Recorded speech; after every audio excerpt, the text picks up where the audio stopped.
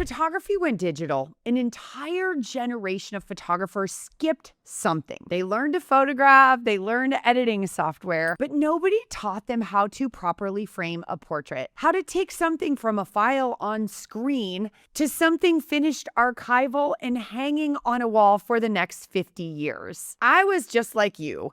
I made just about every framing mistake you can make in those first few years. Wrong materials, wrong process, portraits I delivered to clients that I really cringe right now thinking about it. The model I was running, which was really, I wasn't charging a lot and I was giving everything away, never really required knowing any of this. Nothing was printed large enough to be framed, and I thought people would order those larger prints, but they weren't. The photographers building boutique portrait businesses are moving away from that. The work doesn't end at the shutter click. It ends when a finished frame piece goes on a client's wall and stays beautiful for decades. That's the full product, and if you don't know how to finish it, you can't confidently charge for it. And if you send your clients home with unframed printed artwork, you're not serving them because you're leaving them to figure out how to put frosting on the cake. By the way, if you're new here, my name is Sarah Petty. I've been running my own portrait photography business for 28 years, and I'm the founder of the Photography Business Institute. And in this video, I'm walking you through exactly how I print, mount, and frame a portrait. I'm going to share the materials that matter, the lab I've trusted for 15 years,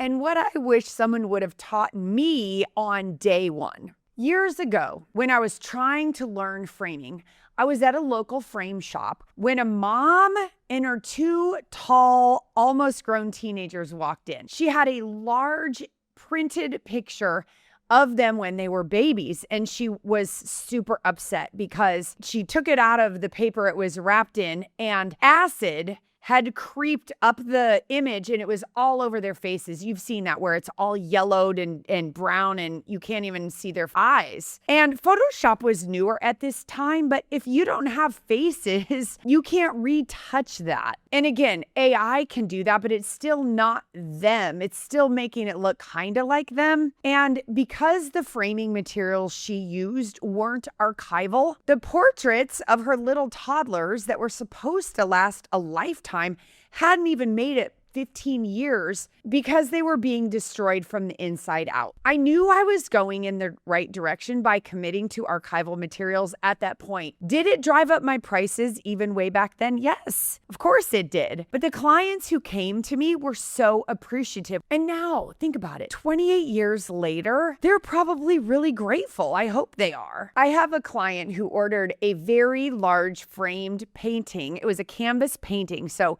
we photograph it and then we paint it. And we did one for each of her daughters when they were high school seniors. And these are the most expensive thing that I offer on my price list. And she didn't hesitate. And she said, this is the best thing I've ever spent money on. This is what doing it the right way does. Did she invest more? Of course she did. But she's not just investing in the image on the paper. It's the paper it's printed on and the backing and the hanging materials and the frame and all of the things put together that she's investing in so that that artwork is preserved. I was the most expensive in town. I'm sure I still am, but the numbers backed it up. My first 11 years in business, I grew by over 20% for 9 of my first 11 years, which is almost unheard of. My goal was simple: make it as easy as possible for clients to sit with me and create this beautiful artwork, but also I had to do a lot of educating of them. That's why my sales just kept going up. Now listen, if this feels like a lot, start simple, because if you've been handing clients digital files and nothing printed, you've got to find a pro lab you love and start there. A lot of my newer students too, when I guide them on framing, they will opt to order their artwork already framed from the lab. I don't do that because I have specific needs for the matte and the glass, and I'll talk about those in a moment. Plus, I like to hand sign the matte in pencil, which has such an elegant museum look. So let me show you exactly how I do it. The details here are what make a portrait last 20, 30, 40, 50 years. Starts with a great pro lab. I've worked with White House Custom Color. They're at WHCC.com for over 15 years. They've been so good to me, but they're also so good to the industry. But when I order from them, I order everything unmounted. So the print comes to me like a piece of paper, and I handle everything on the back end from the mounting and the framing. If I order it on stretcher canvas, they do that. Before you're ordering large wall portraits from your lab, you need to make sure that the screen that you're retouching and editing on actually matches what the lab prints. My team uses a calibration tool called a spider. I think there's one called colorimeter to calibrate the monitor. And then White House will send some test prints to you to match them. So if they don't match, that's where you need to troubleshoot to make sure you're getting consistency. I was asking them for our students what mistakes they see the most. And what they said is when photographers are editing on their laptops, because the screens are backlit, the photographer's ordering them thinking that they're the right amount of darkness, and they come and they're printed very dark because they're looking at a backlit version. So you want to use a quality monitor and then calibrate for that. But after a client places their order, I order from the lab, and then we have them come back in before anything gets mounted. And here's why. We need to know what frame and what size frame they're choosing before we mount the print.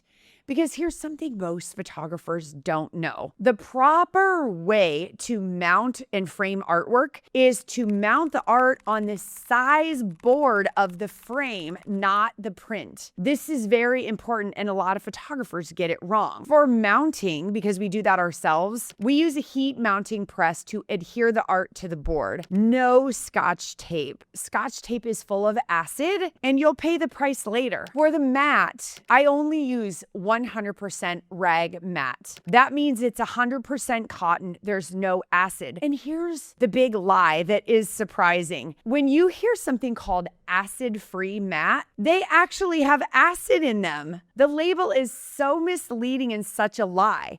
So if you're using acid-free mats right now, you're not as protected as you think. What they do is the top layer and the bottom layer are acid-free, but the middle is acid. For all of our artwork, when you look at the bevel, it's all cream, same color inside. Now, I love a cream or a white mat. I use white on black and white portraits, and I use cream on the color. And the job of a mat is to visually separate the art from the frame, and it gives the image room to breathe. Now, for glass, I'm a big glass fan, and I insist on UV glass. That's not non-glare glass. Non-glare glass is that nasty glass that you just can't see through. UV glass is a more expensive glass, but it protects your artwork from the UV rays. And again, I learned this from the fine art framer who taught me how to frame, and she would frame pieces for the Met Museum in New York City, so she knew how to do it right. My go-to favorite brand right now of frames is Roma.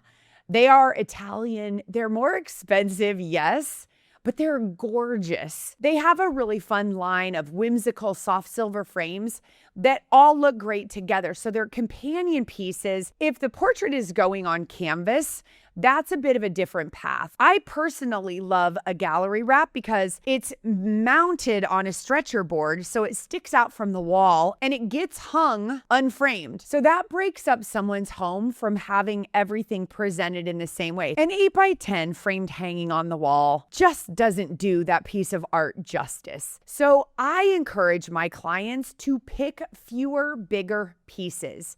One large piece in a half bath that goes like from wall to wall has so much more impact than a bunch of knick-knack paddywhack all over. Now, the back of the frame matters too. We back the entire frame with brown craft archival paper, and we use the appropriate hardware based on this size. So smaller pieces get a wire, and larger ones get hooks on both sides. A heavy frame on a single wire can damage or break over time, and you don't want that to happen. I also like it that we're framing our own artwork because mistakes happen when the printed art comes in.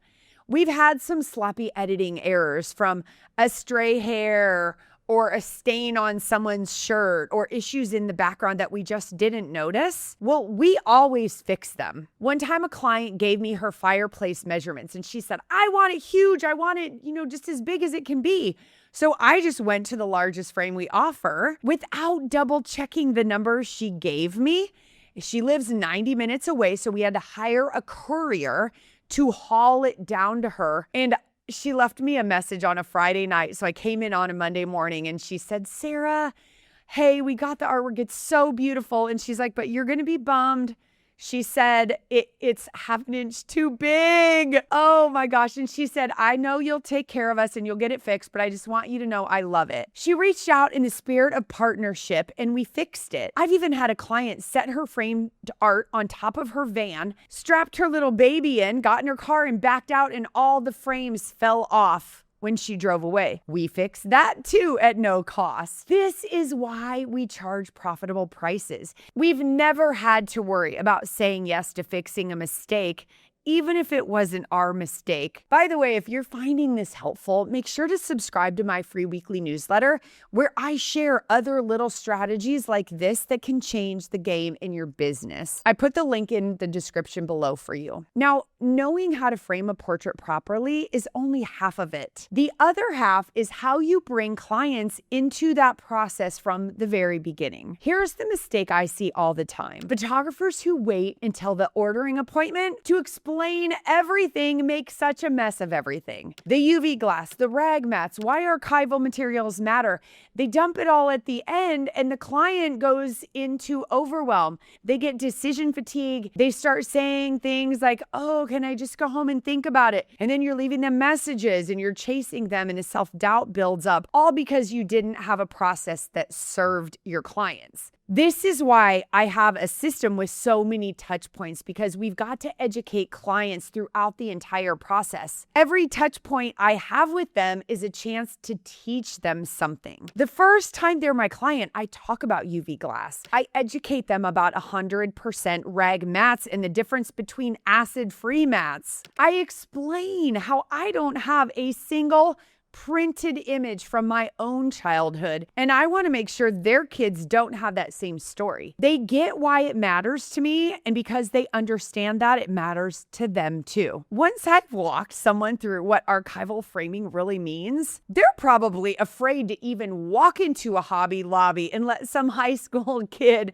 help them make their framing decisions. The language you use matters so much, because they have to frame that artwork anyway. If you are a baker and you put all this love and effort into baking this beautiful pastry, would you send people to the grocery store to buy Duncan Hines frosting and slap it on there? No. So you're positioning this as artwork for their home. This is an heirloom. This is something that they're going to have there for years and years and years. And so when it's positioned that way and you educate them about UV glass and ragmat and all the proper archival materials you use to ensure that it's going to be long lasting, they start seeing this as being part of their home decorating. And it completely changes what that client is willing to invest. A portrait doesn't end when the session ends. It ends when a finished framed piece is on your client's wall and the family can still enjoy it for the next 50 years. That's the full product. Build your business around delivering that, and clients can feel the difference. If you're ready to make that shift and you want help building the system around it, because we've already done that, book a free call with my team.